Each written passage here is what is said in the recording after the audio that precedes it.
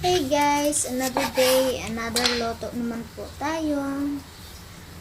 Maggawa po tayo ng sabaw na corn soup. So ito pala, naghiwa po ako ng tofu.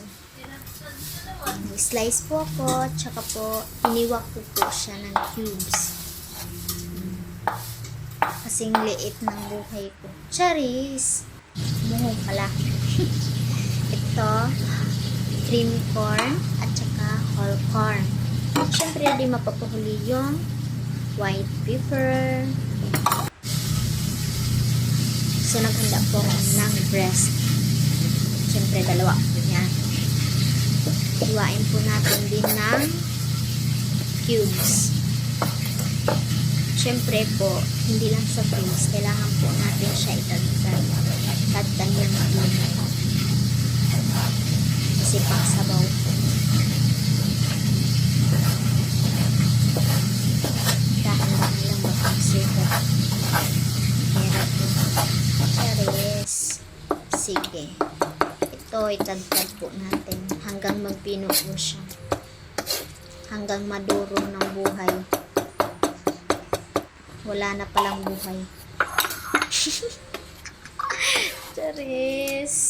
Sige. Siyempre, lagyan po natin white powder. Para magkalasa man lang. Siyempre, lagyan po natin ng konting asin. Himas-himasin po natin para magpantay po yung lasa, no?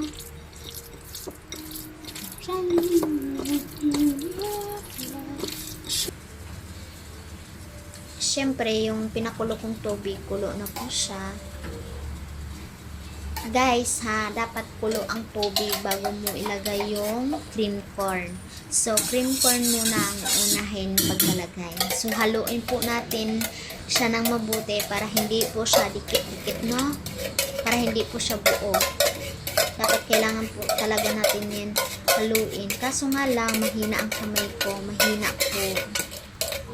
Sige. Yan, haluin po natin. Mas mabuti po haluin hanggang naglalagay. Charis, plastic man. So yan, tapos po ng cream corn, linagay po, sinunod po natin ang whole corn, no? Siguro ang whole corn, siguro hindi po siya natin bibiglain ilagay kasi syempre naglagay na po tayo ng cream, no? So, itatansya po natin. Depende po sa dami ng ating sabaw. So, itansya po natin. Huwag hindi kailangan ng masyadong malaman yung sabaw, no? Siguro, konti lang ang laman sa lata. Inubos ko na lang para hindi naman sayang, no? Yan.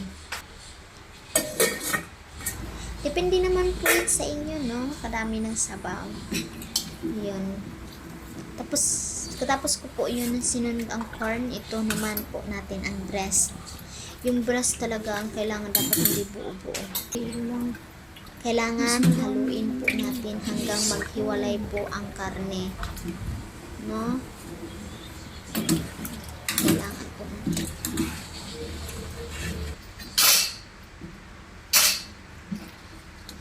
Yan, siguro okay na po siya. Pagka okay na po yung naghiwalay-hiwalay na po yung karne, lagyan po natin ng EA, ha? Lagyan ng EA para medyo malapot po natin sa sabaw. Hindi naman siya masyadong malapot. Kailangan konti-konti lang. Hindi natin bibiglain pagkalagay ng EA. Yun, depende nga sa inyo. Depende. Charis, sige. Siguro okay na yun. Ilagay ko na po yung tofu. Guys, huli po yung tofu, ha? Kasi ang tofu, madali masira. Malambot po siya. So, kailangan lang po natin ng mahinang halo. Kunting asin, tsaka bitsin. Ang bitsin, siguro dalawa dapat ilalagay ko. Pero wala nang laman. Sige, isa na lang. Okay na yun. Depende lang naman yung panglasa, di ba? Hintayin na lang po natin kumulo ang sabaw. Syempre, okay na po yan.